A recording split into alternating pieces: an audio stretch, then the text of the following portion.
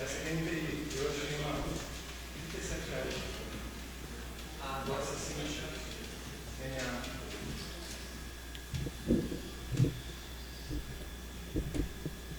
melhorou o som? Está sem som? Oi, som. Vai demorar uns 15 segundos aí para sair. Amém. Tá. Graças e paz, queridos. Boa noite, tudo bom? Boa noite. Depois de quase 15 dias, não, um pouquinho mais de 15 dias, uns 16 dias de férias, voltamos para glorificar o Senhor, bendizer o Senhor. Você vê que eu peguei até um bronze, né? Estou rosado, né? Gente, antigamente eu ficava moreno. Hoje eu fico rosa. A idade isso. Vamos abrir a palavra do Senhor em Salmo de número 27. Salmo de número 27. Esse é um dos salmos davídicos. Ou seja, Davi foi quem o escreveu. Inspirado pelo Senhor, né, pelo Espírito do Senhor. Salmo de número 27, verso de número 4. Salmo de número 27, verso de número 4. Eu lembro do John Stott falando que se existe uma oração que a gente pode fazer sem medo, tirando os precatórios ali, não é precatório, fugiu o nome aqui agora. Alguém pode ficar na portaria? Marina, abre lá, por favor. É assim, é saber que essas são as orações de Jesus. Jesus orou essas orações. Como um bom judeu do seu tempo, ele orou essas orações. O John Stott vai falar isso. Essas são as orações de Jesus. Então, se há uma oração que a gente não vai errar em fazer, é a oração que Jesus fez. E são essas as orações. A gente fala que Davi escreveu, que Asaf escreveu, mas a verdade é que quem escreveu por meio deles foi o Senhor. E o Senhor orou por meio deles. Então é uma oração direta com o Pai. E esse verso de número 4, quando diz, do Salmo 27, verso de número 4, que diz: uma coisa peço ao Senhor, e é o que eu procuro, que eu possa viver ou habitar na casa do Senhor todos os dias da minha vida. Mas por quê? Para contemplar a bondade do Senhor e buscar sua orientação no seu templo. Então o salmista está nos ensinando. Se existe algo que a gente pode pedir ao Senhor e procurar, e a gente encontra, porque Ele se deixa encontrar, é que a gente possa habitar em sua presença como casa. No caso, Davi usa o termo casa como templo. Na verdade, ainda tabernáculo. Mas nós, como templo do Senhor, diante do Senhor, procurar, pedir, para contemplar, desfrutar da bondade do Senhor. Eu acho interessante que quando o salmista diz contemplar, ele usa um verbo que tem a ver com degustar, experimentar, apreciar a bondade do Senhor. Não é à toa que o Senhor e a sua bondade é comparada como um mel. E nessa noite eu te convido a isso, a experimentar o Senhor, por meio de sua revelação nas Escrituras, por meio da sua entrega como um culto ao Senhor, por meio do seu coração entregue a Ele, para experimentá-lo. Afinal de contas, temos um Deus que se deixa experimentar. Que essa noite o nosso coração, como o último domingo do mês de janeiro, gratidão ao Senhor por um mês e que passamos, nos preparando para o mês que iniciaremos. Como diz aí fora, agora começam as coisas. Agora começam a querer funcionar oficialmente depois do carnaval. Mas que nosso coração nunca tenha esse pensamento de que depois, mas que hoje a gente possa uma coisa pedir ao Senhor: degustar, contemplar, experimentar da sua bondade. Senhor, nessa hora e nessa noite nós queremos pedir perdão pelos nossos pecados, por aqueles que intencionalmente nós cometemos, por aqueles que a gente nem sabe que é e pratica, por aqueles que a gente alimenta, por aqueles que a gente tem resistência. Nós queremos nessa noite, Senhor, pedir perdão pelos nossos pecados, como indivíduos e como igreja. Perdoa os nossos pecados, como o Senhor graciosamente na cruz do Calvário perdoou. Hoje nós nos arrependemos de nossos pecados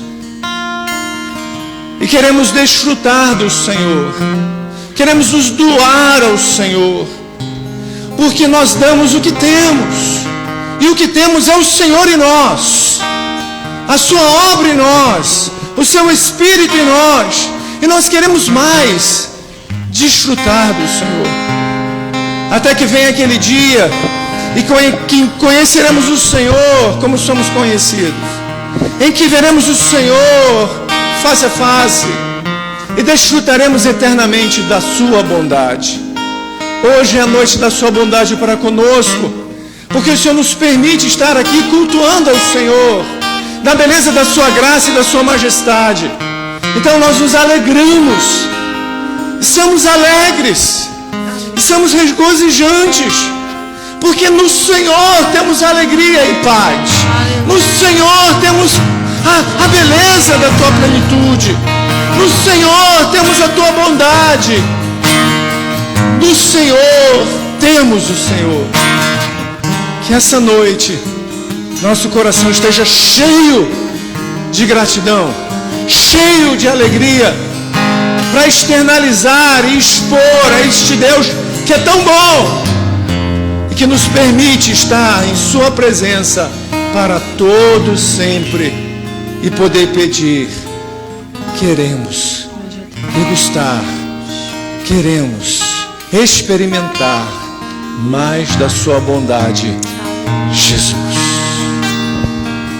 Mente do Senhor, graças te dou. Só pra te adorar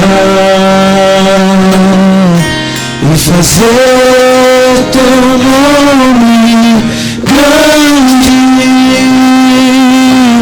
e tirar o louvor que é vivido. Estamos nós aqui.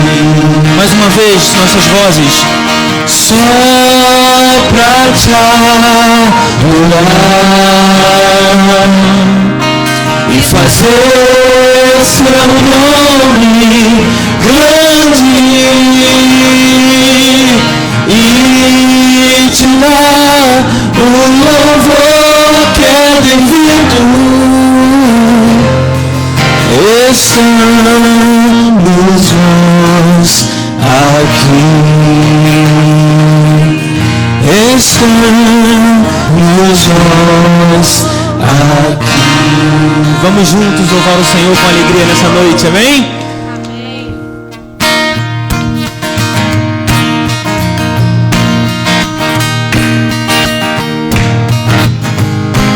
Em uma só voz, vamos dizer? Jesus, em tua presença, reunimos-nos aqui, contemplamos tua face e rendemos-nos a ti. Pois um dia tua morte trouxe vida a todos nós e nos deu completo acesso ao coração. Jesus, em tua presença, reunimos-nos aqui, contemplamos tua face e rendemos-nos a ti.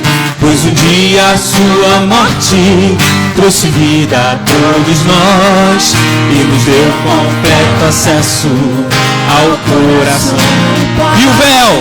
E o véu que separava já não separa mais. A luz que outrora apagada agora brilha e cada dia brilha mais. Só pra te adorar e fazer seu nome grande e te dar o louvor que é devido. Estamos nós aqui. E o véu que separava já não separa mais. Obrigado, Senhor. A luz que outrora apagada agora brilha e cada dia brilha mais. Só pra te adorar e fazer seu nome grande. Ele é grande e te dá o louvor que é devido. Estamos nós aqui. Estamos nós aqui. Estamos nós aqui.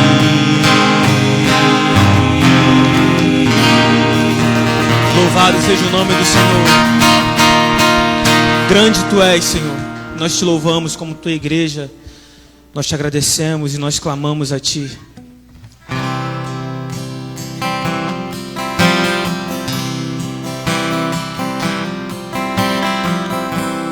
Meu Jesus,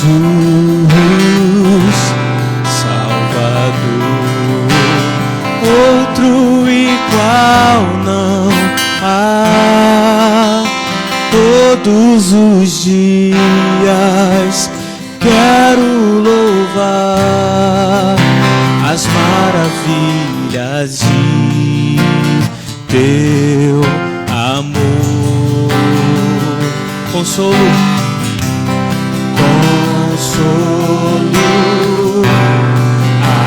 abrigo, força e refúgio é o Senhor. Com todo o meu ser, com tudo que sou, sempre te adorarei.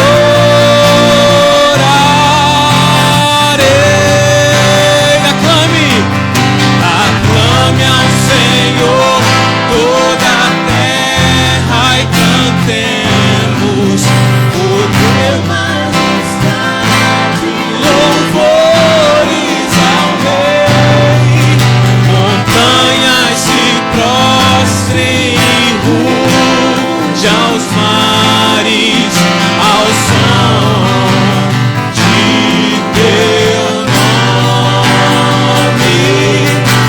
Alegre te louvo, teus grandes feitos, firmado estarei, sempre te amarei. Incomparáveis são tuas promessas pra mim.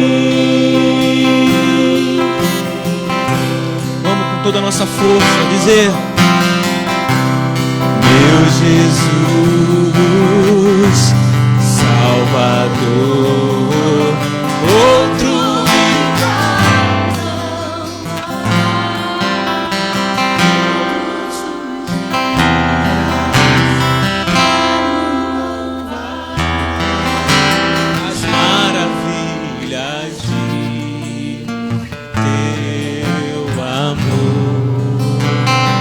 consolo,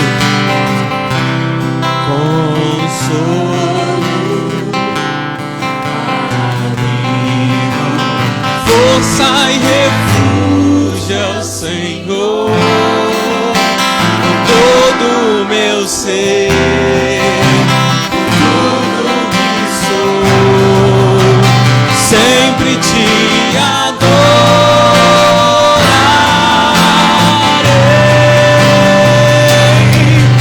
Aclame ao Senhor toda a terra e cantemos poder, majestade, louvores ao Rei. Montanhas se prostrem, ruja os mares ao som de teu nome. Alegre de novo, Deus, grandes feitos, firmado estarei, sempre te amarei. Incomparáveis são tuas promessas. Aclame ao Senhor toda a terra e cantemos poder, majestade, louvores ao Rei. Montanhas se prostrem, ruja os mares ao som de teu nome. Alegre te louvo por teus grandes feitos, firmado estarei, sempre te amarei. Incomparáveis são tuas promessas, incomparáveis são tuas promessas, incomparáveis são tuas. Você pode declarar isso nessa noite? Incomparáveis, as tuas promessas não falham, Senhor. Incomparáveis são tuas promessas, incomparáveis são tuas promessas pra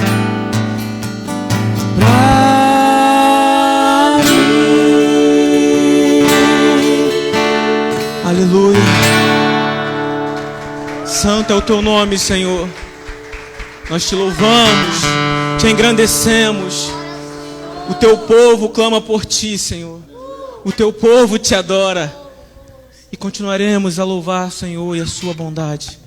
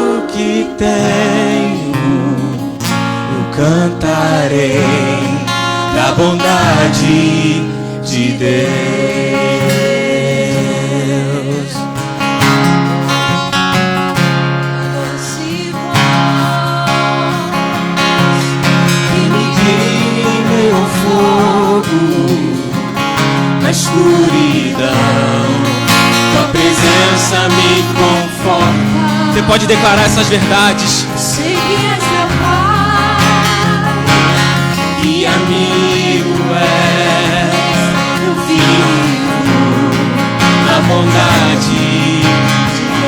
pode erguer suas mãos e declarar nessa noite: és fiel em todo o tempo. Te amamos, Senhor. Em todo tempo tu és tão bom. Com todo o fôlego que tenho, cantarei da bondade de Deus. És fiel. És fiel em todo o tempo.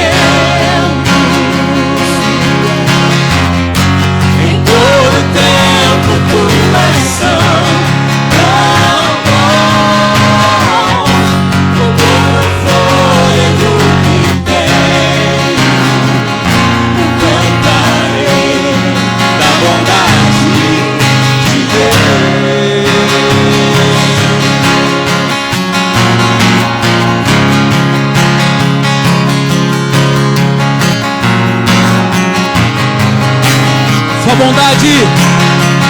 Tua bondade me seguirá, Senhor. Tua bondade me seguirá, Senhor. Eu me rendo a ti, te dou o meu ser, entrego tudo a ti. Tua bondade me seguirá, Senhor. Tua bondade me seguirá, Senhor. Tua bondade me seguirá, Senhor. Eu me rendo a ti, te dou o meu ser, entrego tudo a ti. Tua bondade me seguirá, Senhor.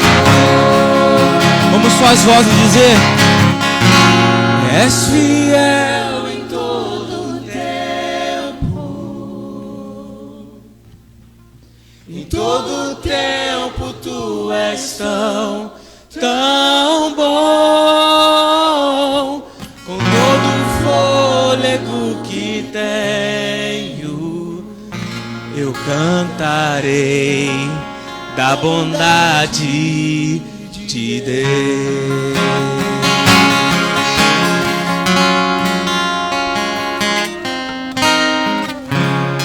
Ainda nesse momento de louvor e adoração, eu convido você a abrir comigo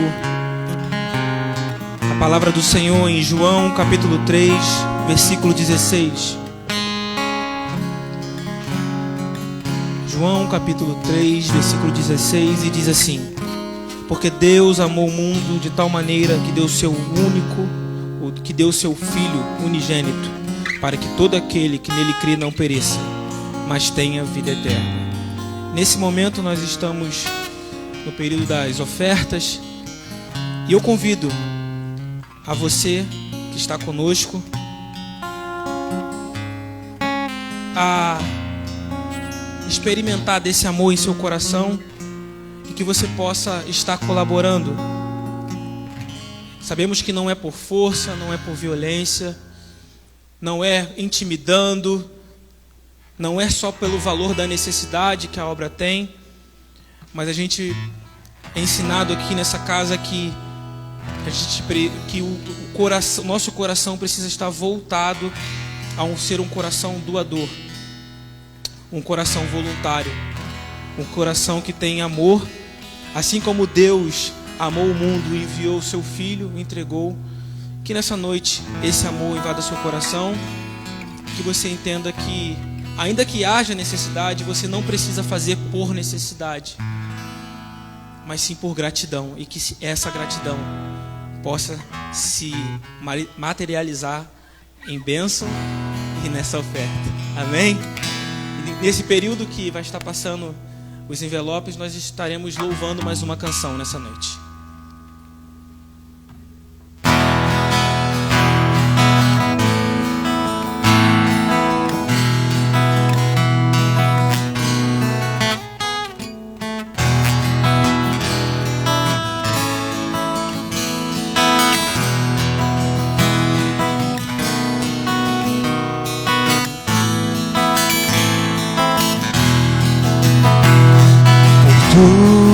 tudo que tens feito, por tudo que vais fazer, por tuas promessas e tudo que és.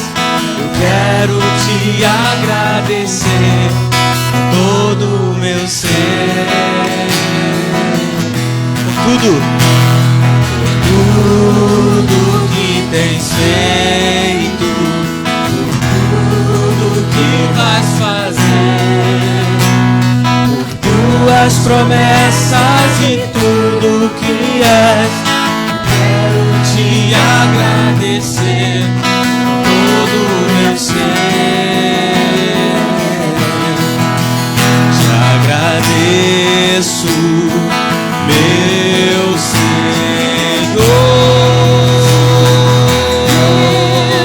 Te agradeço, meu Senhor. Meu Senhor, te agradeço por me libertar e salvar, por ter morrido em meu lugar. Te agradeço, Jesus, te agradeço.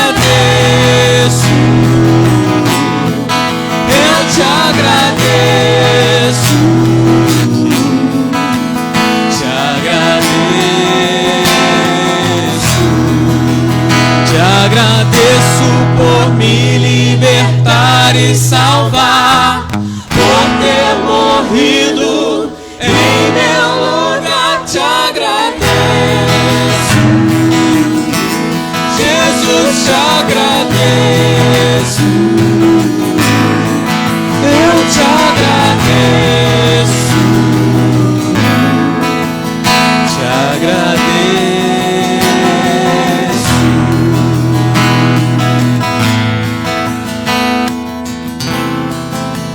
Senhor, nós te agradecemos. O Senhor nos salvou, o Senhor nos libertou. Quão grande é o seu amor, Senhor. E aqui está uma forma de mostrar nossa gratidão a Ti, Senhor. Que esse sentimento possa crescer cada vez mais, Senhor, ao passar do tempo. Que a gente possa te amar mais e mostrar mais da nossa gratidão, Senhor. É isso que nós oramos. Em nome de Jesus. Amém.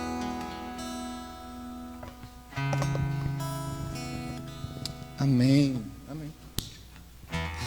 Minha Bíblia.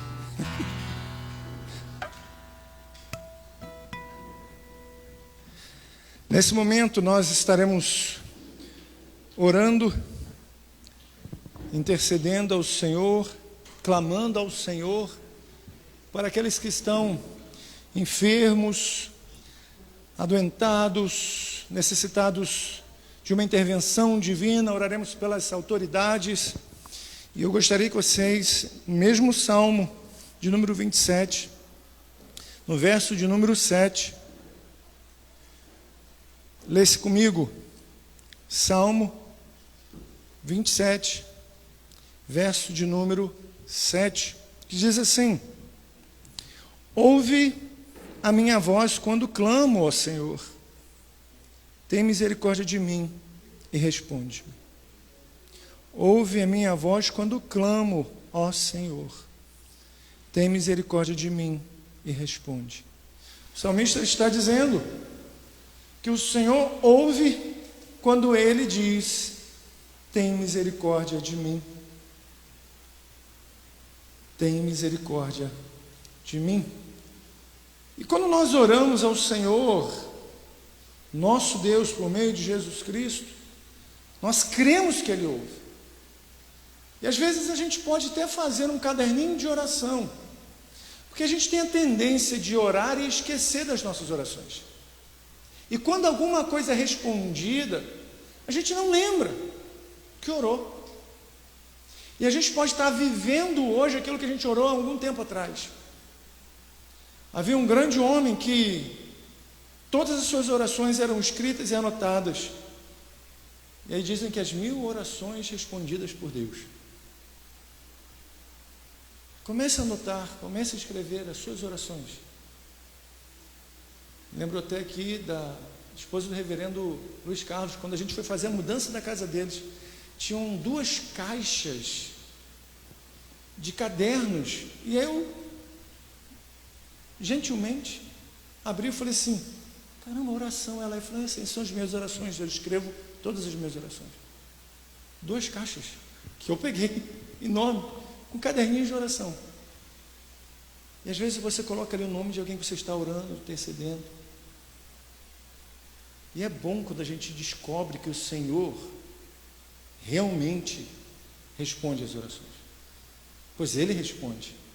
Pode não ser o que a gente quer, mas a vontade dEle sempre é boa, perfeita e agradável. E nós vamos orar agora. Quero chamar o pastor Lucas para estar aqui comigo orando, intercedendo. Você que quer sair do seu lugar e vem aqui à frente para a gente estar orando, intercedendo. Ah, pastor, tem problema se eu não saio? Não, não tem problema. Então por que eu tenho que ir na frente? Você não tem que vir.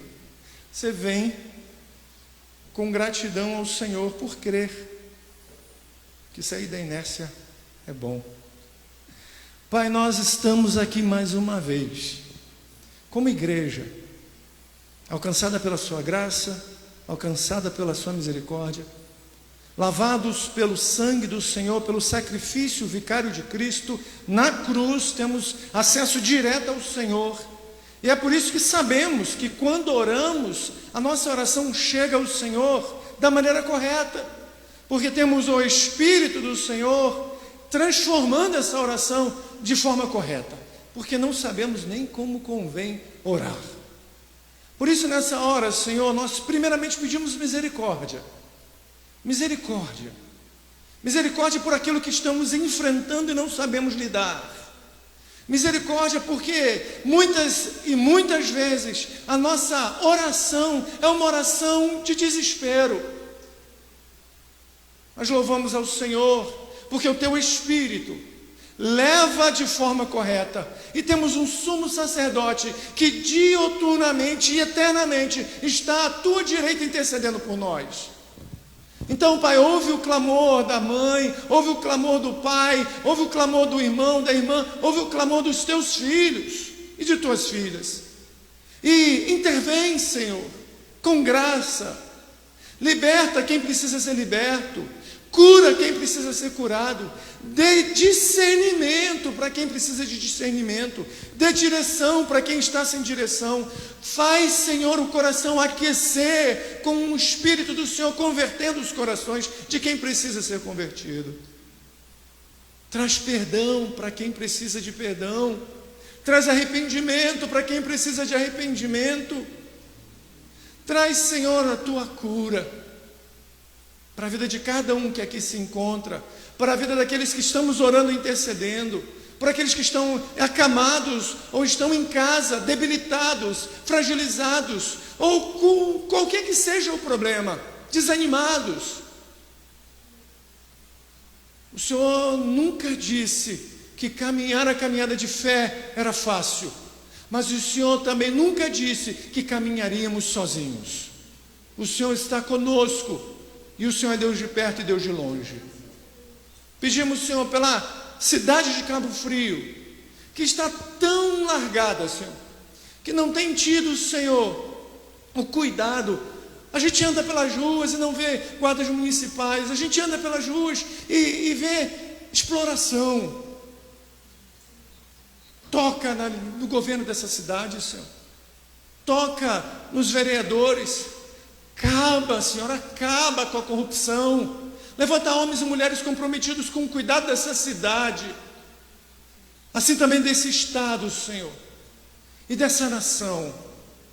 Toca, Senhor, nos governantes de nível estadual e de nível federal. O Senhor pode converter os corações.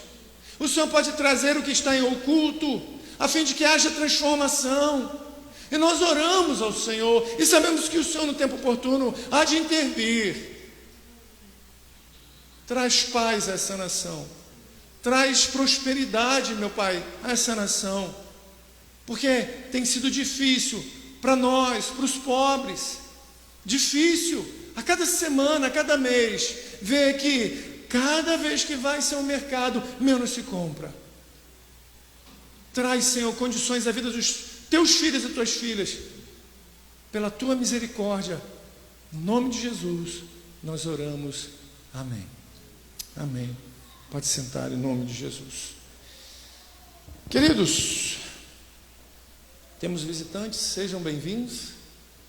Sempre bom estar com vocês. Salmo de número 27 ainda, verso de número 11. Salmo de número 27, verso de número 11. Diz assim: ensina-me o teu caminho, Senhor. Conduze-me por tua vereda segura por causa dos meus inimigos. Não me entregues ao capricho dos meus adversários, pois testemunhas falsas se levantam contra mim, respirando violência. Apesar disso, esta certeza eu tenho: viverei até ver a bondade do Senhor na terra. Queridos, tudo bem que Davi aqui está falando de inimigos homens.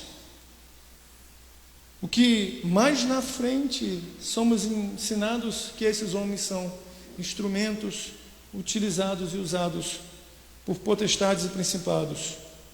Nossos inimigos não são pessoas, nossos inimigos não são homens nem mulheres.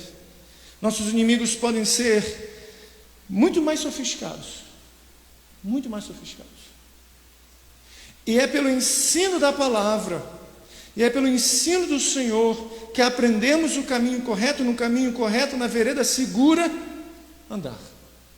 E nessa noite eu tenho essa alegria, como em todas as outras noites, de saber que deste púlpito, pela misericórdia e graça do Senhor, temos sido conduzidos por meio da sua palavra no caminho do Senhor. Então eu queria chamar aqui o pastor Lucas, ministrar a palavra hoje. Estenda a mão para cá para que nós oremos. Senhor, nós oramos pela vida do seu servo, que o seu coração esteja em paz, que a Fernanda e o Bernardo estejam guardados pelo teu Espírito, pela tua palavra. Que o Senhor conduza o Senhor como tem conduzido, com unção, com graça. Que edifique nosso coração por meio da palavra do Senhor. Então, no nome de Jesus, nós agradecemos e cremos que mais uma noite seremos edificados para a glória do teu santo nome. Amém. Quer deixar?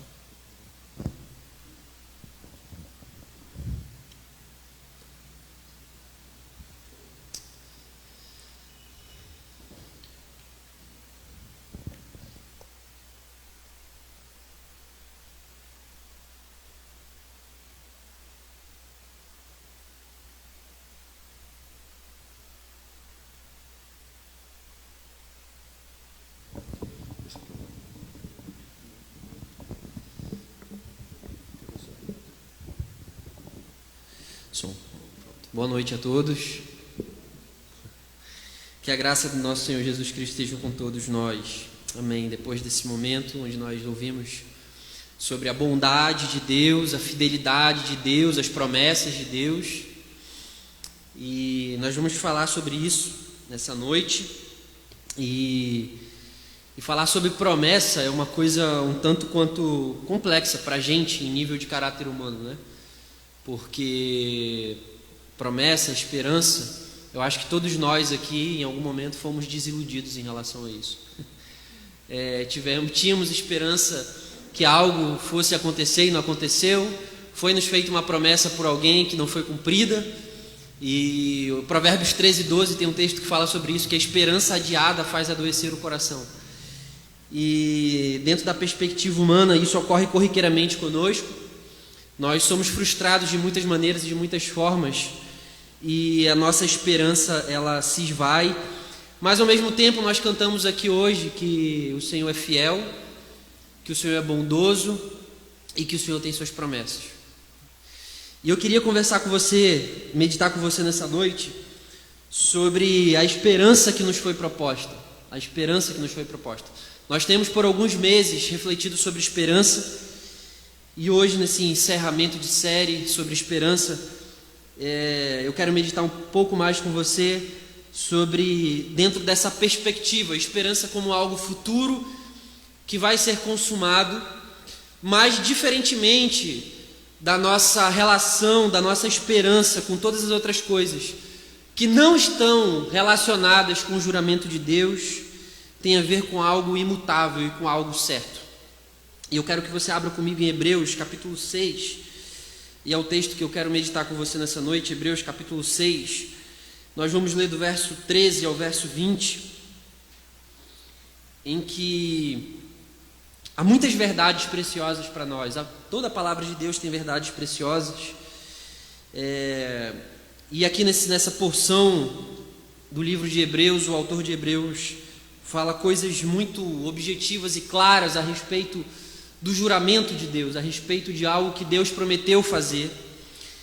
E dentro do contexto da carta de Hebreus é muito interessante, porque aqui na metade do livro, o livro de Hebreus tem 13 capítulos, e na metade aqui no capítulo 6, o autor de Hebreus ele fala verdades muito densas e muito profundas a respeito do caráter de Deus e a respeito das promessas de Deus.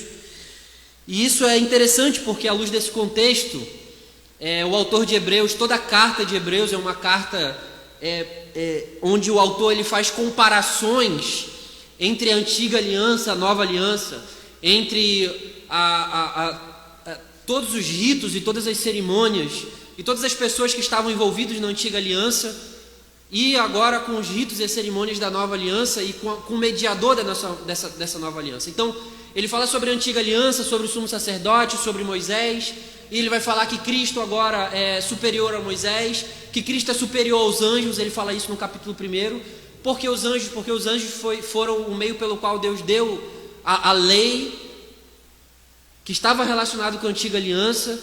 E ele vai falar que Cristo é o sacerdote superior, o sumo sacerdote, que não precisa mais ser substituído, que não precisa mais oferecer sacrifício por si, porque o sumo sacerdote ele era uma pessoa pecadora como o povo, e agora Cristo, como o sacerdote perfeito, final, segundo a ordem de Melquisedeque, é um sacerdote eterno e que não somente oferece sacrifício,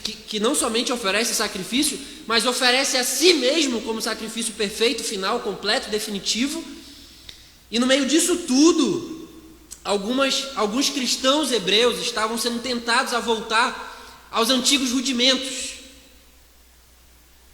Alguns cristãos que tinham ouvido a palavra do Evangelho, que tinham ouvido a respeito de Cristo como o mediador dessa nova aliança, como sacerdote dessa nova aliança, eles estavam sendo tentados a voltar para a antiga ordem das coisas.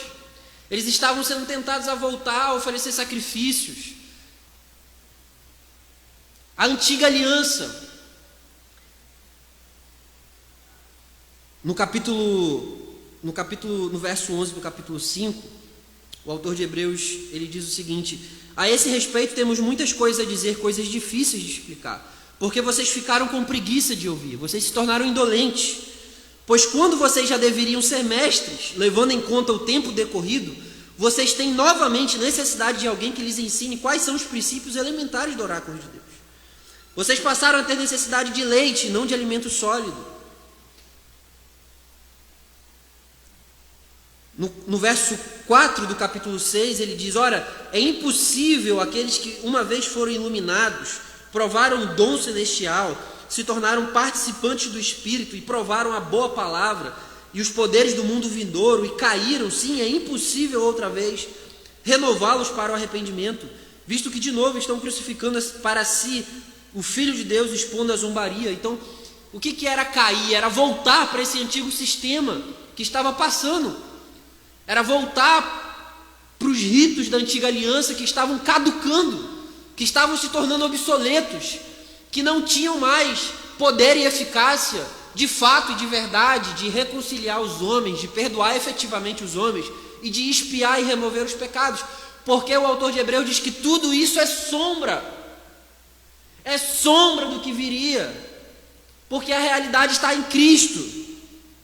E aí no verso 13, que é o nosso texto do capítulo 6, o autor de Hebreus, ele diz o seguinte: pois quando Deus fez a promessa a Abraão, visto que não tinha ninguém superior por quem jurar, jurou por si mesmo, dizendo: certamente eu o abençoarei e multiplicarei os seus descendentes. E assim, depois de esperar com paciência, Abraão obteve a promessa. porque as pessoas juram pelo que lhes é superior, e o juramento, servindo de garantia, põe fim a toda discussão. Por isso, Deus, quando quis mostrar com mais clareza aos herdeiros da promessa que o seu propósito, isto é, o propósito que Deus tinha de abençoar todas as nações, de multiplicar os descendentes, quando Deus quis mostrar com mais clareza aos herdeiros da promessa que o seu propósito era imutável, confirmou com o juramento, ou em algumas traduções diz, se interpôs como juramento, se fez a si mesmo como mediador do juramento. Verso 18, ele fez isso para que mediante duas coisas imutáveis, nas quais é impossível que Deus minta, nós que já corremos para o refúgio, tenhamos forte alento para tomar posse da esperança que nos foi proposta. Para tomar posse da esperança que nos foi proposta. Temos esta esperança por âncora da alma, segura e firme, e que entra no santuário que fica atrás do véu, onde Jesus, como precursor, entrou por nós, tendo se tornado sumo sacerdote para sempre, segundo a ordem de Melquisedeque. Enquanto eu meditava sobre esse texto essa semana, eu fiquei pensando sobre a experiência humana da desilusão, sobre a experiência humana da frustração, sobre a experiência humana das expectativas frustradas, dos desencontros, das decepções. E eu fiquei pensando em como isso tem potência para nos fazer ficar desiludidos e desesperançosos. Inclusive, muitas das vezes, incrédulos e céticos a respeito daquilo em que nós fomos frustrados. Por exemplo, existem muitas pessoas do nosso tempo que elas não querem mais congregar, que elas não querem mais reunir, elas não querem mais ter a experiência comunitária da igreja, porque elas foram frustradas, porque elas foram desiludidas, porque elas foram feridas. Outras, elas não querem mais saber de Cristo, do Evangelho, porque elas ficaram ouvindo uma série de coisas, uma série de promessas que supostamente Deus havia feito a elas e que não foram cumpridas. E elas se desiludiram com Deus. Elas se desiludiram com as falsas promessas que foram vendidas para elas em nome de Deus, que Deus nunca prometeu. Que Deus nunca de fato disse para elas que faria. E muitas das vezes, essa semana eu estava conversando com o Gabriel a respeito de uma música e a gente estava falando sobre essa ideia de promessas de Deus, que nós cantamos aqui. E essa é uma expressão muito utilizada dentro da Bíblia Sagrada, as promessas de Deus, a aliança de Deus. E muitas das vezes, normalmente no meio evangélico, isso é sempre relacionado a algo que Deus prometeu que vai fazer na sua vida. Seja de ordem vocacional, seja de ordem material, seja de ordem profissional. Só que a grande verdade, meus irmãos, é que se nós formos fazer uma análise das Escrituras, Deus nos prometeu poucas coisas a respeito daquilo que nós temos expectativa. Normalmente nós temos expectativa. Essa é a grande verdade. As promessas dentro das Escrituras, as promessas de Deus, estão relacionadas ao seu pacto, à sua aliança. Estão relacionadas à história da redenção, estão relacionadas à pessoa do seu filho, estão relacionadas à obra do seu filho, estão relacionadas ao fato de que ele prometeu a Abraão abençoar todas as nações da terra, e não em que ele prometeu te dar uma boa vida. Ele prometeu fazer de você um pregador que vai influenciar muitas pessoas. Essas são expectativas que nos são vendidas e que inconscientemente nós, muitas das vezes, formamos no nosso imaginário, mas que Deus nunca prometeu. E esse é, muitas das vezes, o motivo pelo qual nós nos frustramos na nossa caminhada. Porque nós confiamos em promessas que nos foram feitas em nome de Deus, ou que nós produzimos em nosso inconsciente, em nossa cabeça, mas que Deus nunca falou. Deus nunca te prometeu dar uma família bonita, bela, harmoniosa. Deus nunca te prometeu isso. Deus nunca te prometeu fazer você bem sucedido. Eu não estou falando ser rico não, mas ter um bom emprego, ganhar um bom... Deus nunca te prometeu nada disso. Deus nunca te prometeu Deus nunca prometeu aos pastores que eles teriam um ministério bem-sucedidos. Tudo isso pode acontecer, mas isso não são promessas de Deus. Isso não são promessas de Deus. As promessas de Deus estão relacionadas com os seus propósitos redentivos. E isso é fundamental para nós recalibrarmos, para nós redefinirmos a nossa ideia e o nosso conceito do que, quando nós lemos na Escritura sobre promessa. A gente canta as promessas de Deus, sobre as promessas de Deus. Deus prometeu muitas coisas que muitas vezes nós não nos atentamos. A tua bondade me seguirá, isso é uma promessa. Certamente a bondade e a misericórdia do Senhor me seguirão todos os dias da minha vida. Deus prometeu estar conosco, Deus prometeu nos sustentar. Deus prometeu produzir em nós alegria, misericórdia, bondade, longanimidade, isso é o fruto do Espírito. Só que isso normalmente a gente não enxerga isso como promessas de Deus. A gente não enxerga essas coisas como Deus nos dando e cumprindo a sua aliança. Na verdade, isso, na maioria das vezes, nem passa pela nossa cabeça que são promessas de Deus. Porque no nosso imaginário, promessas de Deus são coisas que visíveis e materiais. E que muitas vezes estão relacionadas ao nosso bem-estar e ao nosso sucesso.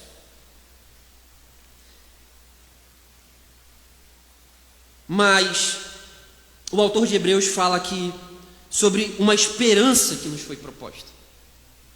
Uma esperança. Nós cristãos, o apóstolo Paulo fala que nós fomos salvos na esperança. E essa esperança não frustra, isso é o que Paulo fala em Romanos. Então essa é uma das virtudes que nós temos trabalhado aqui, a esperança. E a esperança, nós temos trabalhado aqui nos últimos meses, podemos ter várias expectativas de esperança. Mas há um sentido de esperança, que é aquela esperança que nos catapulta para o futuro, que coloca a nossa mente para o futuro. E isso é o que o autor de Hebreus está dizendo aqui. Existe uma esperança que nos foi proposta. Existe um aspecto da esperança que está no futuro, que nós ainda não recebemos plenamente. E nós esperamos, nós aguardamos, nós temos expectativa de que isso vai acontecer. Assim como nós temos esperança que Cristo vai voltar, assim como nós temos esperança que o Senhor vai fazer novo céu e nova terra, vai restaurar todas as coisas, assim como nós temos esperança que Ele vai enxugar nos nossos olhos as lágrimas, os nossos sofrimentos, assim como nós temos esperança que Ele vai revestir o nosso corpo corruptível de incorruptibilidade. Nós temos esperança, tudo isso é esperança. Tudo isso são coisas que Deus falou claramente, objetivamente na sua palavra, na sua revelação, e nós esperamos corretamente, porque Ele falou e Ele vai cumprir. Ele vai cumprir. Agora, enquanto eu lia sobre esse texto, sobre essa esperança que nos foi proposta, existem muitas coisas antes aqui disso que o autor de Hebreus fala para nós. E essas coisas, quando eu comecei a meditar nesse texto, eu fiquei, nós temos uma esperança, existe essa esperança como âncora da alma, é como algo que nos dá firmeza, que nos dá constância, mas essa esperança está fundamentada e baseada em quê? Em quê? E isso é fundamental de nós entendermos e nós sabermos, porque isso é o que fundamenta a nossa esperança. Isso é o que faz de fato e de verdade ela chegar no seu momento de concretude. Isso é o que faz de fato e de verdade nós termos certeza, nós termos por seguro e firme, é o que ele diz no verso 9. Termos essa esperança por âncora da alma, segura e firme, você entende? Ele está falando de estabilidade. Então, o que faz com que a gente tenha convicção dessa esperança que nos é proposta em Cristo, que é futura, e que faz com que nós tenhamos segurança e firmeza. E a primeira coisa que o autor de Hebreus diz é o juramento que Deus fez. É o juramento. Isso é muito interessante, porque a Bíblia fala que Deus jurou. Deus fez juramento. Muitos cristãos muitos cristãos evangélicos creem que todo tipo de juramento é pecado, né? Porque eles interpretam muitas das vezes errado, sim, sim, não, não, né? Mas aqui nós temos um relato bíblico que Deus jurou, que Deus fez um juramento. Isso é o que o autor de Hebreus diz no verso 13, e ele leva a nossa mente, ele leva a nossa memória lá para Abraão, lá para Gênesis 17, quando Deus chama Abraão e faz promessas a Abraão. E Deus não somente faz promessas a Abraão, mas ele faz um juramento. É o que ele diz no verso 13. Visto que não tinha ninguém superior por quem jurar, jurou por si mesmo.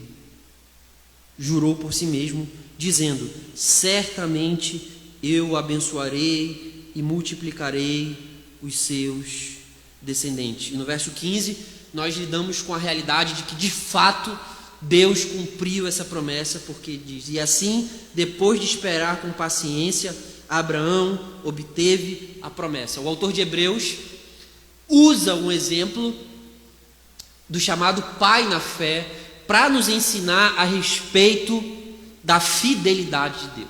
És fiel em todo tempo, nós acabamos de cantar. És fiel em todo tempo. Então Deus faz um juramento, isto é, uma garantia. E Deus não somente faz um juramento, Ele faz o juramento por si mesmo, em seu nome. Você entende? Deus é o fiador do juramento. Quando Deus faz uma aliança com Abraão, quem passa no meio dos animais partidos, que era uma prática muito comum daquela época, quando se era feito um pacto entre duas partes, uma aliança, é Deus. É Deus. Você entende? Quando a Bíblia fala sobre aliança, ela não está falando da nossa capacidade de cumprir a aliança.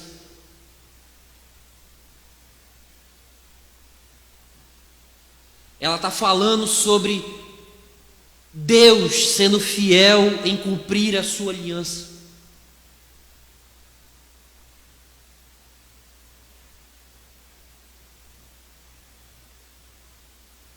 Abraão cometeu erros, não cometeu? Deus havia prometido a ele que a sua descendência, ele multiplicaria os seus descendentes. E o que foi Agar? O que foi Agar? Agar foi o jeitinho. Agar é o nosso jeitinho. Agar é o jeitinho que nós damos, ilustrado na vida de Abraão, quando nós começamos a duvidar do que Deus pode fazer. É Agar. Agar é a ilustração da nossa incredulidade. Agar é a ilustração da nossa falta de confiança. Mas Deus havia dito. Deus havia dito. E quando Agar tem um filho, que é Ismael, Deus fala para ele: não é ele. Você tentou fazer do seu jeito, você tentou dar o jeitinho, mas não era ele. É Sara. Você não entendeu ainda? É Sara.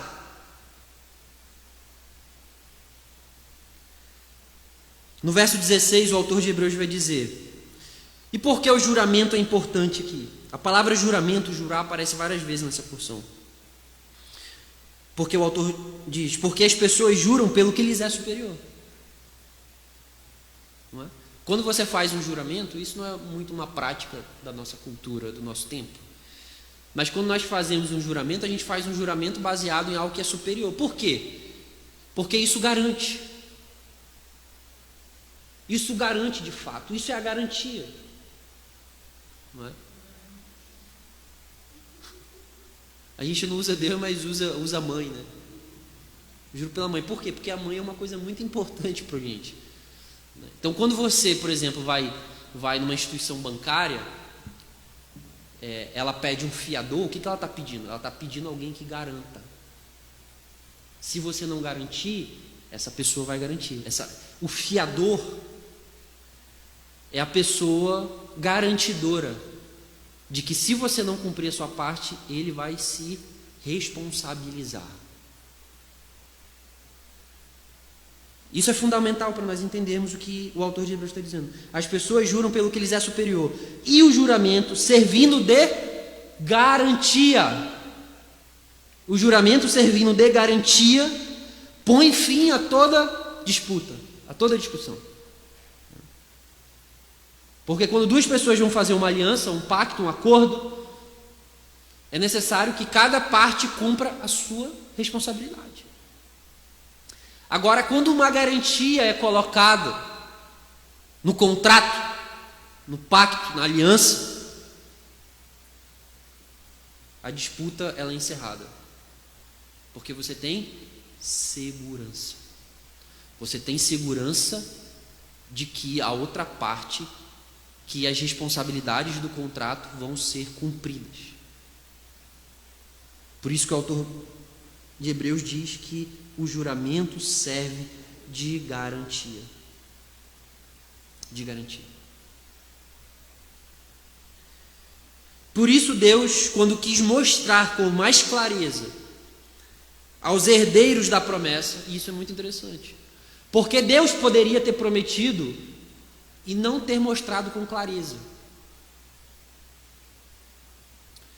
Deus poderia ter falado e a sua palavra bastaria. Certo? Mas o autor de Hebreus especifica isso para nós. Por isso Deus, quando quis mostrar com mais clareza aos herdeiros da promessa que o seu propósito era imutável, então Deus falou assim: eu fiz uma aliança, eu fiz uma promessa, Abraão, com você. E eu juro pelo meu nome que eu vou cumprir a minha promessa. Mas, para mostrar com mais clareza a imutabilidade do que eu prometi, o que é a imutabilidade? Isto é, não pode ser mudado, não pode ser alterado. Confirmou com o juramento. Confirmou com o juramento. O juramento é Deus condescendendo a nossa finitude, condescendendo a nossa dificuldade, por vezes, de crer na sua palavra. Eu poderia falar e isso seria suficiente. Mas, como eu quero mostrar com mais clareza o meu propósito para você, Abraão, eu vou fazer um juramento. Eu juro por mim mesmo. Deus poderia não ter jurado. Deus não era obrigado a fazer juramento. Na verdade, Deus não é obrigado a nada. Deus poderia ter dito e ponto final. Se Abraão quisesse crer, ok. E se ele não quisesse crer também, o problema era dele. Porque Deus não discute conosco. Deus não está aberto. Mas Deus condescende a nós. Porque Ele sabe que nós somos pó. Não é isso que o autor do salmista fala? Ele nos conhece, Ele sabe que nós somos pó. Deus poderia não ter revelado o Novo Testamento, ter dado só o Antigo, certo? E isso seria suficiente para que nós crêssemos no seu Filho e fôssemos salvos. Mas Ele decidiu explicar de forma mais clara aquilo que Ele já havia dito no Antigo Testamento. Por causa do quê? Por causa que nós somos pecadores. Por causa que nós precisamos daquilo que a gente fala, né? Você quer que eu desenhe? Você quer que eu desenhe? Então, Deus tem que fazer isso. E daí João Calvino fala que ele balbucia, né? Que Deus balbucia para falar conosco. Por quê? Porque, né, você imagina, você tem um filho pequeno? Quem tem filho pequeno? Quem tem filho pequeno vai entender isso. Quando seu filho começa a falar, o que você tem que fazer? Você tem que ter condescendência. Você brinca, ele fala, bah, bah, bah, bah, bah, bah, e você, bah, bah, bah, bah, bah. É isso. Então Deus tem que ser condescendente, e Deus faz esse juramento, é o que o autor de Hebreus diz, como garantia e como garantia da imutabilidade do seu propósito, como a garantia de que o seu propósito iria chegar ao fim que ele propôs. E aí no verso 18 o autor de Hebreus diz: ele fez isso para que, mediante duas coisas imutáveis, nas quais é impossível que Deus minta, nós que já corremos para o refúgio, tenhamos forte alento para tomar posse da esperança que nos foi proposta. Aqui nós temos o propósito pelo qual ele faz isso. Duas coisas, e isso aqui é o ponto do que eu quero falar com vocês essa noite. Então existe uma esperança que nos é proposta, que ele diz no verso 18, e essa esperança que nos é proposta, ela é fundamentada em duas coisas importantes, que estruturam e que fundamentam a nossa esperança, a nossa salvação e tudo aquilo que Deus faz por nós. E a primeira é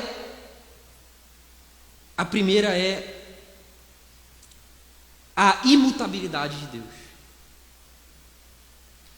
O autor diz que ele fez um juramento para mostrar com mais clareza que o seu propósito era imutável. Era imutável. E o propósito de Deus era imutável porque Deus é um ser imutável. O autor de Tiago diz que em Deus não há sombra e mudança de variação. Entende? É nisso que está fundamentada a nossa salvação e é nisso que está fundamentada a nossa esperança. Porque nós podemos ter forte alento para tomar posse da esperança que nos foi proposta. Por que nós podemos fazer isso? Porque podemos crer e confiar genuinamente de que Cristo vai voltar, que Cristo vai nos ressuscitar dos mortos, que Cristo vai nos dar um novo corpo glorificado, que Cristo vai fazer nova todas as coisas, que Ele vai renovar o céu e a terra, que Ele vai enxugar dos nossos olhos todas as lágrimas, que apesar das desgraças que nós vivemos, das desesperanças, das frustrações que nós vivemos aqui e agora, no hoje, Deus vai fazer tudo isso no fim. Ele vai fazer tudo isso que Ele prometeu, porque Ele é imutável. Nós servimos a um Deus que não muda. Você entende? Não é o tipo de coisa que você fala assim: ah, amanhã eu vou fazer isso, amanhã eu vou para a academia de manhã, e você acorda com preguiça e não vai. Que você planejou ir no cinema quarta-feira e aconteceu alguma coisa e você não foi. Você entende? A mutabilidade das coisas está relacionada a processos temporais e a imperfeições que são característicos da natureza apenas humana, não divina. Quando nós meditamos nas Escrituras sobre a pessoalidade divina e o caráter de Deus, esse é um dos atributos que nós chamamos de Deus, que Deus é imutável, que Ele não muda. Muitas vezes Ele muda a relação com os homens, mas o seu ser, a sua pessoa é imutável. Isso significa que o mesmo Deus que Abraão serviu é o mesmo Deus que nós servimos. O mesmo Deus que prometeu a Abraão, a sua descendência, abençoar todas as nações da terra, é o Deus que nós servimos. É o Deus que fez a esterilidade de Sara produzir um bebê, Isaque, por meio de quem descendeu o seu filho, o mediador. Porque Ele não pode mentir. Porque suas promessas, a promessa de salvação, a promessa de abençoar todas as nações, a promessa do descendente que pisaria a cabeça da serpente, que seria o mediador da nova aliança, que assumiria a nossa natureza humana, que assumiria os nossos pecados, que seria o nosso profeta, o nosso rei, o nosso sacerdote, e que seria que interporia a nossa relação entre nós e Deus. que é Cristo. Tudo isso só aconteceu por causa de que Deus não pode mudar, Deus não pode mentir. E é por isso, meus irmãos, que eu e você podemos confiar nesse Deus. O nosso Deus não é o nosso Pai que prometeu nos dar isso e não cumpriu. O nosso Deus não é o Deus das esperanças fracassadas. O nosso Deus não é o Deus que frustra e que decepciona. Muitas vezes nós frustramos e nós nos decepcionamos, mas é porque nós criamos expectativas que Deus nunca prometeu.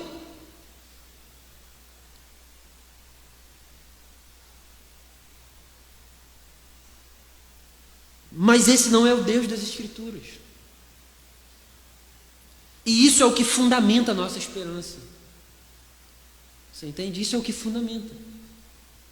Isso é o que faz com que, apesar de todas as nossas frustrações, quer seja com a nossa família, quer seja no nosso trabalho, quer seja na igreja, as nossas desilusões com a igreja,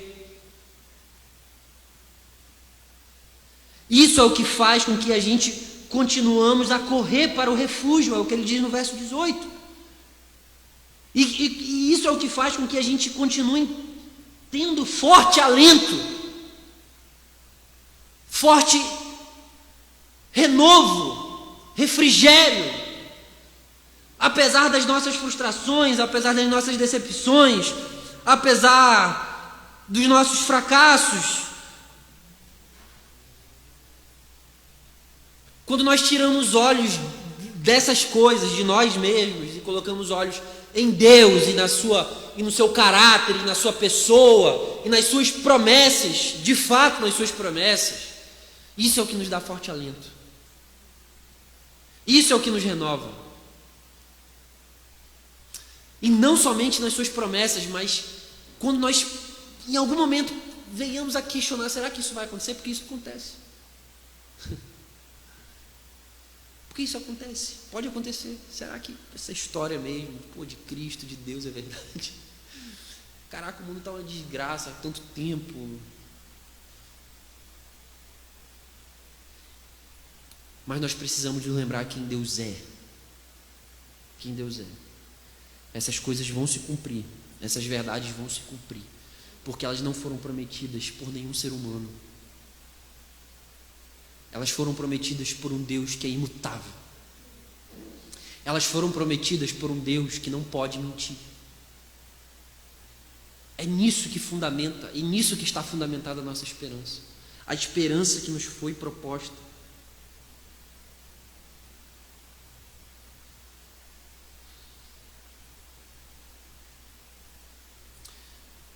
Mas Deus não somente é imutável, o que isso já seria suficiente. Isso seria ainda insuficiente para garantir suas promessas. Porque existe uma outra coisa que é essencial para que tudo que Ele prometeu se cumpra, que é a sua fidelidade. Deus é imutável e Deus é fiel. Deus não somente não muda, mas Deus é fiel à sua palavra. Deus é fiel a si mesmo.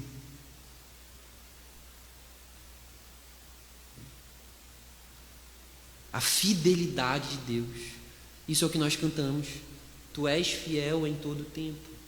Tu és fiel em todo tempo. Isso é muito interessante porque isso faz a gente pensar sobre...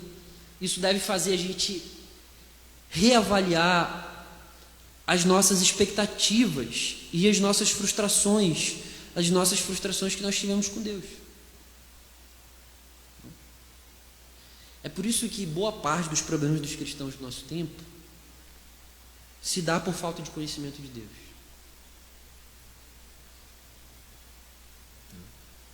Eles se frustram com a igreja, eles são feridos, são magoados, etc. Mas se eles se perguntassem, se eles examinassem com cuidado, de fato e de verdade, a respeito de Deus nas Escrituras e a respeito do que se foi vendido como promessa de Deus para eles, eles teriam mais cautela, talvez. Ou talvez eles não chegariam a níveis tão frustrantes de desilusão com Deus, com a igreja, com Cristo. É claro que muitas pessoas podem falar coisas em nome de Deus, absurdas, mas isso não é justificativa para que a gente vire as costas para Deus. Quando nós entendemos que Ele é imutável, quando nós entendemos que Ele é fiel. Ele é fiel. E isso é o que faz o juramento ser de fato uma garantia. Certo? A fidelidade de Deus. Porque ainda que nas nossas relações, como eu dei o exemplo, a gente possa ter fiadores, esses fiadores podem falhar também. Eles podem.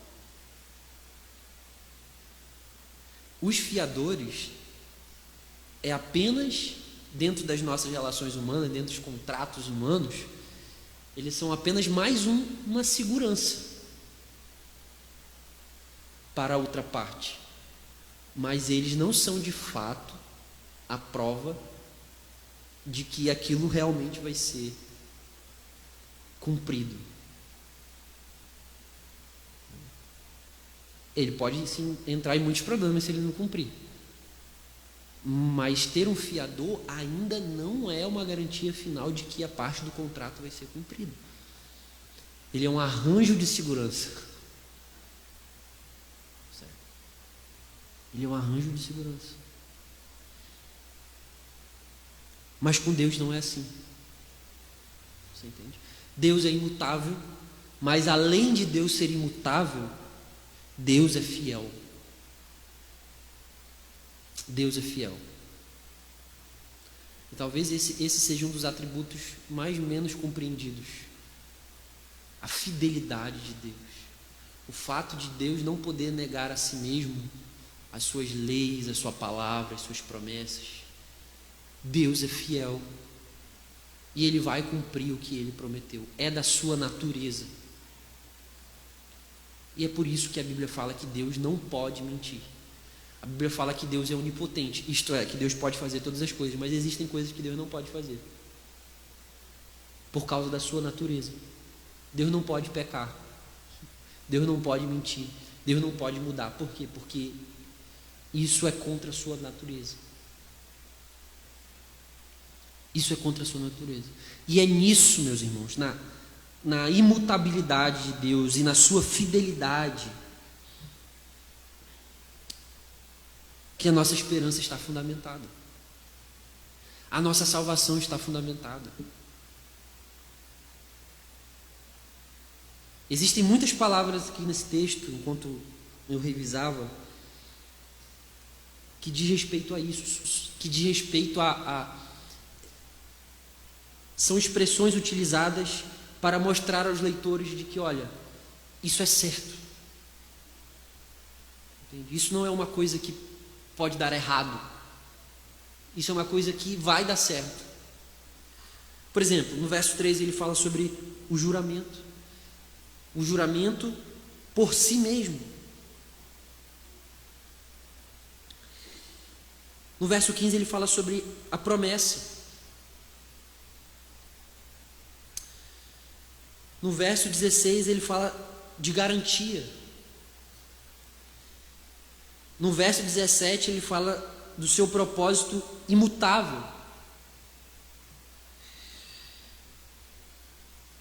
No verso 18 ele fala da impossibilidade de Deus mentir.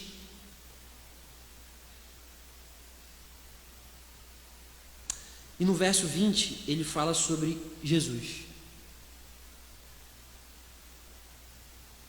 ele fala sobre Jesus como precursor, entrou por nós, tendo se tornado sumo sacerdote para sempre, segundo a ordem de Melquisedeque. Entende? Jesus é a cereja, por assim dizer, do bolo, porque ele é o fiador do pacto, ele é o mediador dessa relação. Foi ele que foi para a cruz, foi ele que sangrou, foi ele que morreu, foi ele. É por isso que o apóstolo Paulo fala em 1 Timóteo 2 que não há nenhum outro mediador entre Deus e os homens senão Jesus Cristo, o homem. Mediador. E a palavrinha que o mesmo autor de Hebreus diz aí no final do verso 16, quando ele diz servindo de garantia, põe fim a toda discussão. Em algumas traduções diz, ele se interpôs. Ele se interpôs, Deus se interpôs. Deus se colocou no meio.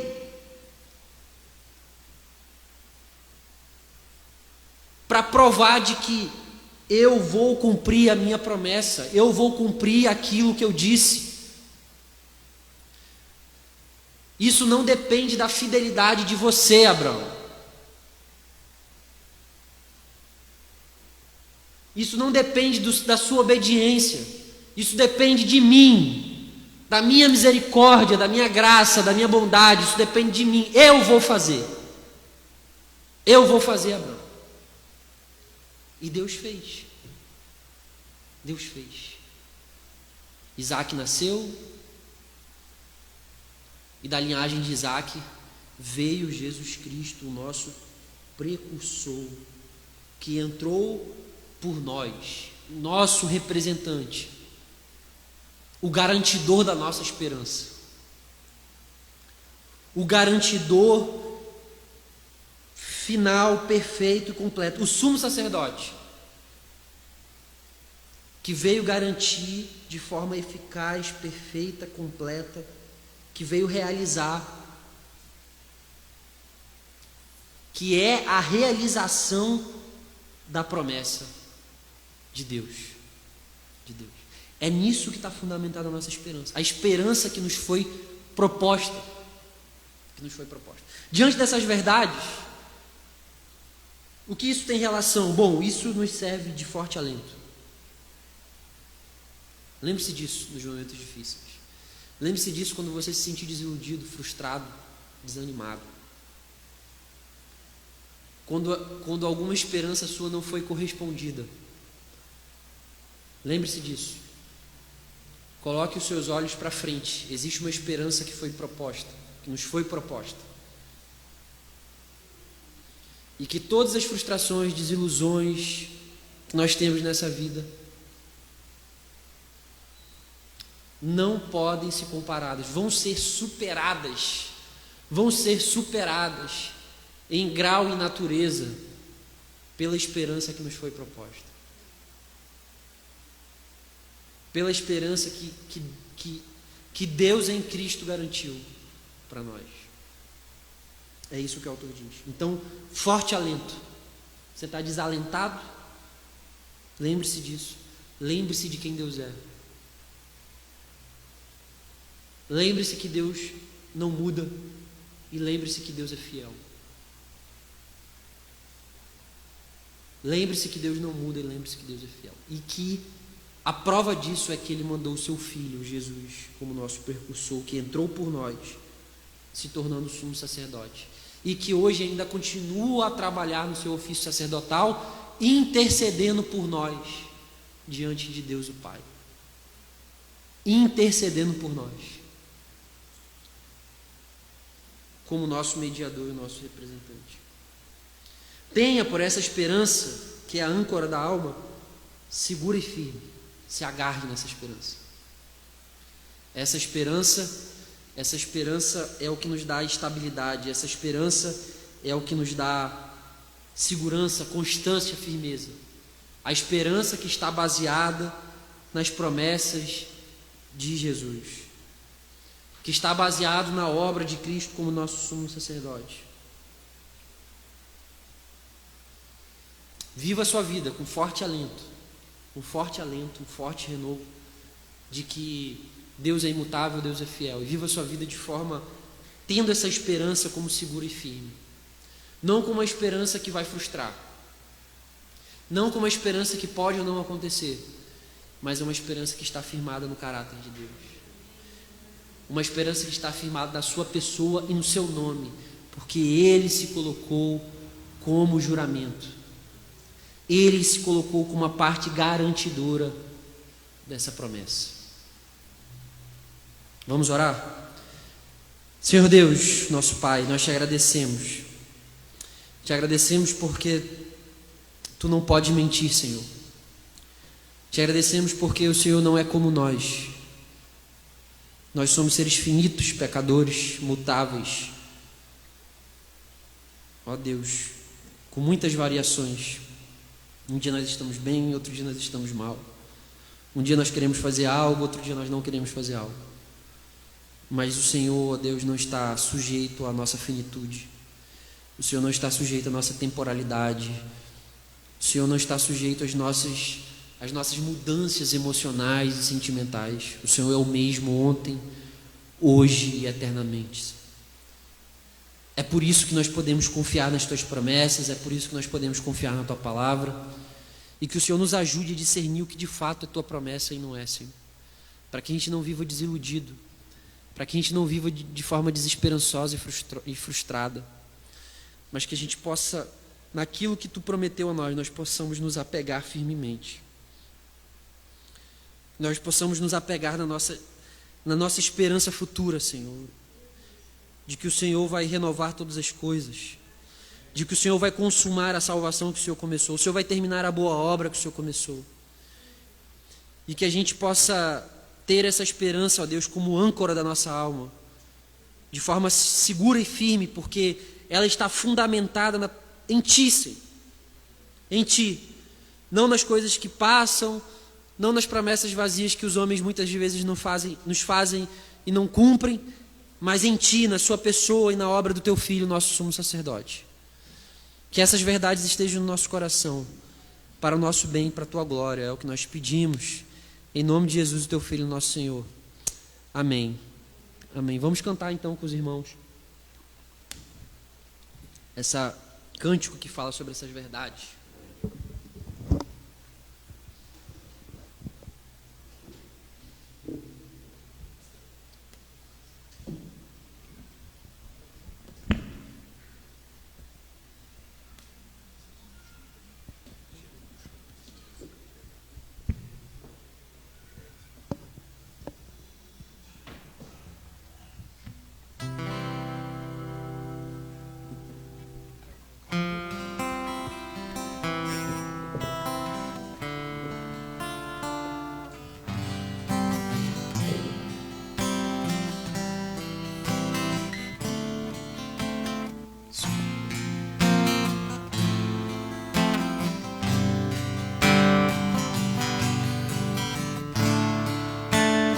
Sei que os Teus olhos,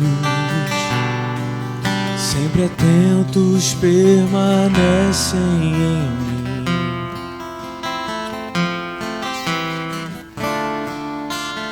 E os Teus ouvidos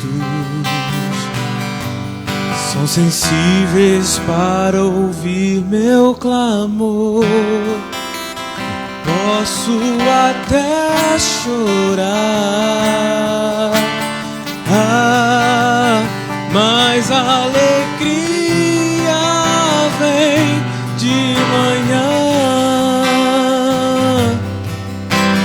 És Deus de perto e não de longe, nunca mudastes, Tu és fiel.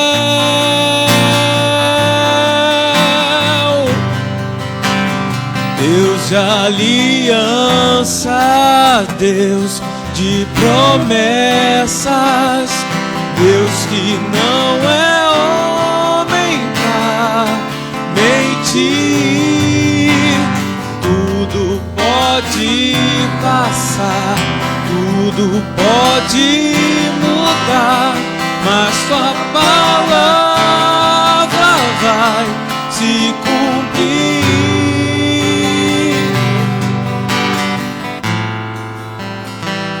Que os teus olhos, sempre atentos, permanecem em mim.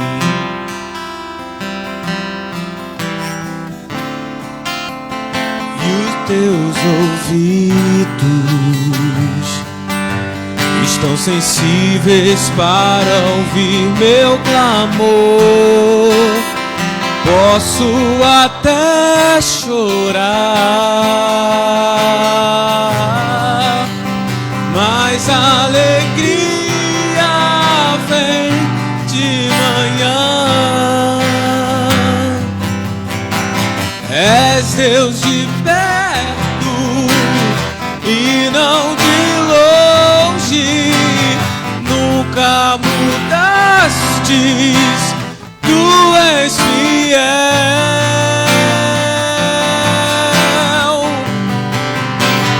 Deus de aliança, Deus de promessas, Deus que não é homem pra mentir.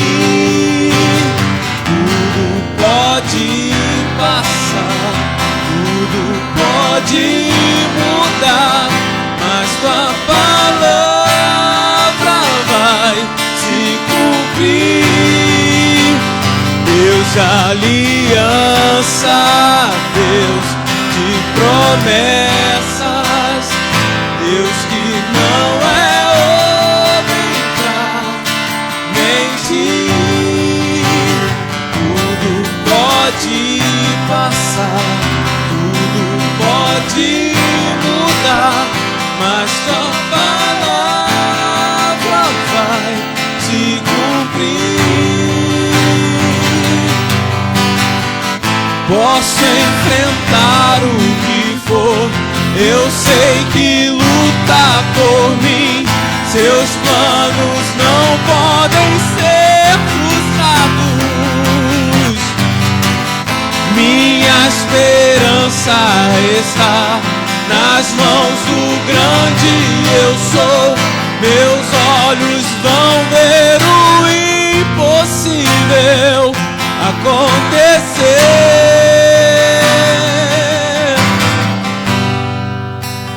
Deus da aliança, Deus de promessas, Deus que não é homem pra mentir.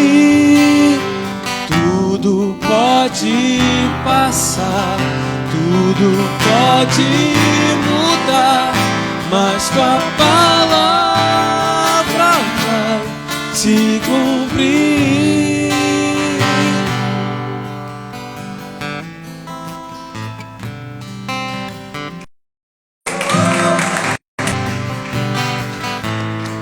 Aleluia. Senhor, nós somos gratos ao Senhor.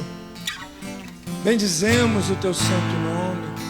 Louvamos o Senhor, porque nós cremos que o Senhor é um Deus de promessas. E nós cremos que o Senhor é um Deus imutável, um Deus fiel.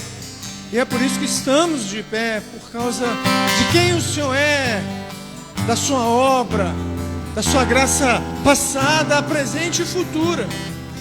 Louvamos o teu nome, bendizemos o Senhor. Obrigado por consolar-nos, obrigado por nos edificar com a sua palavra, por confrontar a nossa fé. Obrigado, Senhor. Que essa palavra venha incendiar o nosso coração durante a semana, que venha incendiar o nosso coração ao acordar pela manhã, na segunda-feira. Que a gente experimente mais e mais da sua bondade. Glória nós te damos, te bendizemos. Que a graça, maravilhosa graça de Deus Pai, que o amor profundo, real amor de Jesus Cristo e que a rica consolação do Santo Espírito seja uma realidade concreta, vívida e vivida por cada um de nós, até que Cristo venha de fato e de verdade. Amém, amém e amém. Glória a Deus, aplauda o Senhor, Ele é digno de toda a honra e toda a glória. Senta aí um pouquinho, rapidinho. Queridos, avisos paroquiais, já dizia o Bibotalk. Quinta-feira, às 20 horas, teremos nosso pequeno grupo para aplicarmos, conversarmos e falarmos sobre o que foi pregado. Como vivermos na prática o que foi ministrado hoje. No domingo, às 18 horas, nossa Escola Bíblica Redentor, dando sequência, está quase no finalzinho já do livro, né? Está acabando, né? Do livro Igreja é Essencial. E às 19h30, nosso culto público comunitário, iniciando a nova série de mensagens no livro de Neemias. Então, a gente está aí definindo o tema, né? Nessa semana teremos reunião do conselho e definiremos a temática dessa série de mensagens no livro de Neemias, que é, diga-se de passagem, um dos livros mais importantes do Antigo Testamento. Deveria ser o último na cadeia, mas isso a gente vai ver depois, amém? Não tem que ficar de pé não, gente. O tema